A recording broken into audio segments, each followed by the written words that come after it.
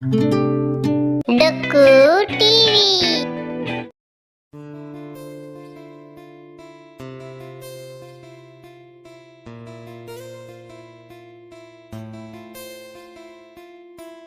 ఏంట్రా అన్నం తినుకోకుండా పడుకున్నావు? నీకేరా చెప్పేది, లేచి అన్నం తిందువురా, లేగు. మగని సరే సరేలే, అలుగు. ఎన్ని రోజులు అలుగుతావో అలుగు, చాలా ఉండాలి నీకు కూడా.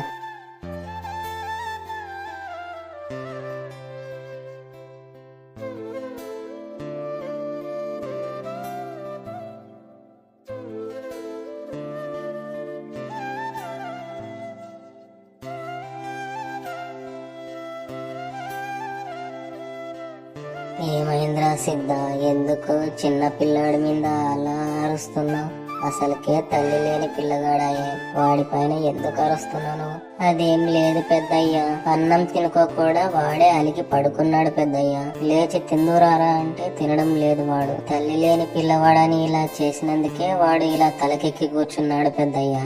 చదువైనా మంచిగా చదువుతున్నాడంటే అది అంతంత మాత్రానే. అలాగా? అయితే వాడిని ఏదైనా ఒక మంచి హాస్టల్లో జాయిన్ చేయరా సిద్ధ. వాడే అందరిని నలుగురిని చూసి నేర్చుకుంటాడు హాస్టల్లో ఎలా ఉండాలో. వెళ్ళు.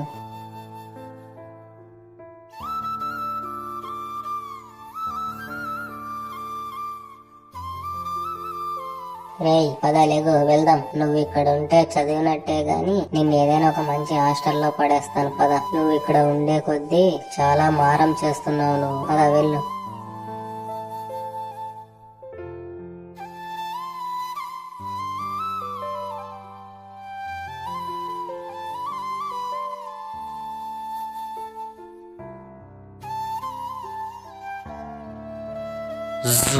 ఆగు సిద్ధ, ఎక్కడికి బయలుదేరారు? పిల్లాడికి ఏమైంది సిద్ధ? దిగులుగా ఉన్నాడు ఏంటి? అదేం లేదు స్వామి, మా పిల్లవాడు ఎంత చెప్పినా అసలు చదువుకోవడం లేదు. ఏదైనా మంచి హాస్టల్లో జాయిన్ చేద్దామని వెళ్తున్నాను స్వామి. చదవట్లేదంటే ఏదో కారణం ఉంటుంది కదా సిద్ధ. బాలక, నువ్వు చెప్పు, నీకెందుకు చదువు ఇంట్రెస్ట్ లేదు? స్వామి, నాకు చదువు అంటే అస్సలు ఇష్టం లేదు స్వామి. నాకు వీడియోస్ చూడము, కార్టూన్ వీడియోస్ ఎడిట్ చేయడం అంటేనే ఇష్టం స్వామి. చూసావా సిద్ధ, పిల్లవాడికి వీడియోస్ కార్టూన్ వీడియోస్ చేయడం అంటే చాలా ఇష్టం అంట. వెంటనే ఆ పని చూడు. స్వామి, ఇప్పటికిప్పుడు ఎక్కడికని వెళ్ళాలి? అసలు ఈ కార్టూన్ వీడియోస్ ఎడిటింగ్ అంటే ఎవరు నేర్పుతారో స్వామి మా పిల్లవాడికి? చెప్పండి మీరే. అలా అడిగా బాగుంది సిద్ధ, నేను చెప్తాను. ఈ మధ్యనే డొక్కు టీవీ ఛానల్ అని కొత్తగా వచ్చింది. వాళ్ళు కార్టూన్ వీడియోస్ చాలా బాగా చేస్తున్నారు. పిల్లవాడిని వెంటనే వాళ్ళ దగ్గర జాయిన్ చేయండి. సరే స్వామి, మీరు చెప్పినట్టే చేస్తాం. పదరా వెళ్దాం.